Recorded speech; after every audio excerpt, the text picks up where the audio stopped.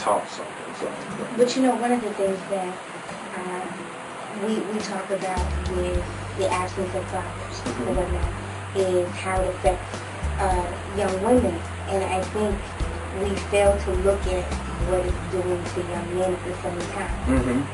Because as a young woman, you know, the father serves as a cover, you know.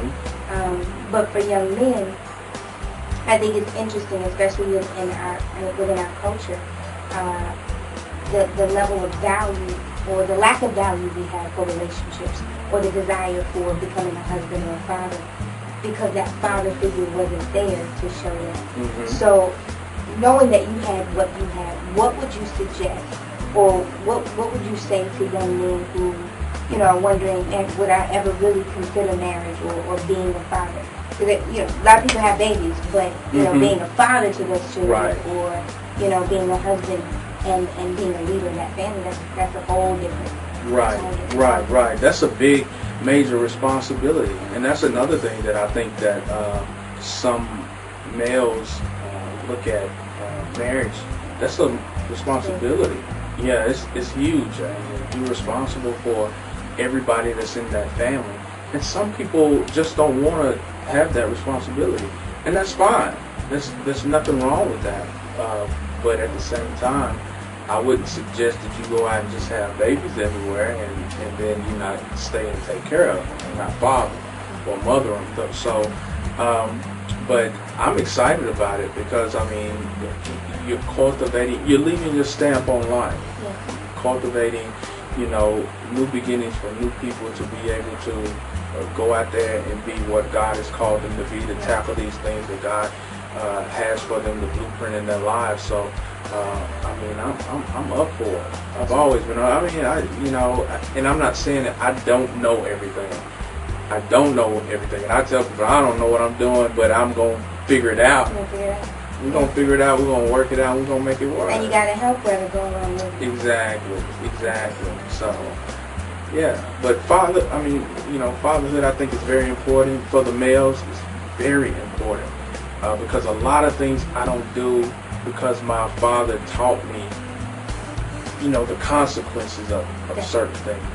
You know, he never said, don't do this, and didn't tell me why. You know, he said, you know, you don't do this, and this is why. Let me show you why.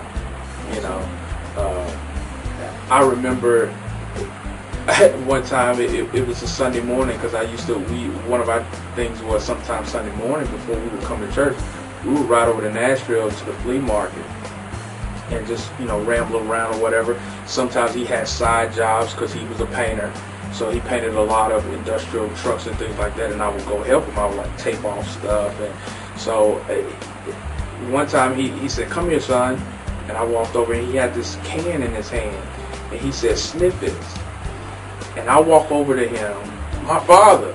You know, I'm thinking, okay, this is my dad, so he tells me to smell this, I'm going to smell it. So I walk over to this candy store and I take this big, huge whip. And it was paint thinner. And you talking about burning my nose, eyes watering red. He said, that's why you don't do drugs. He said it'll kill you. He said, can you imagine people putting this in their body, in their system on a day-to-day basis?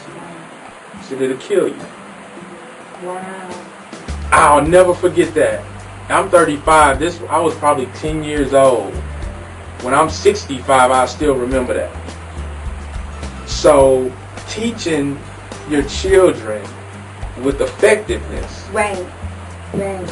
Tell them why. Don't just say don't do it. Tell them what the consequences is going to be. And it'll stick with them for the rest of their lives. So you already have lessons for little Jonathan. Definitely. With a bell. With a bell. Okay.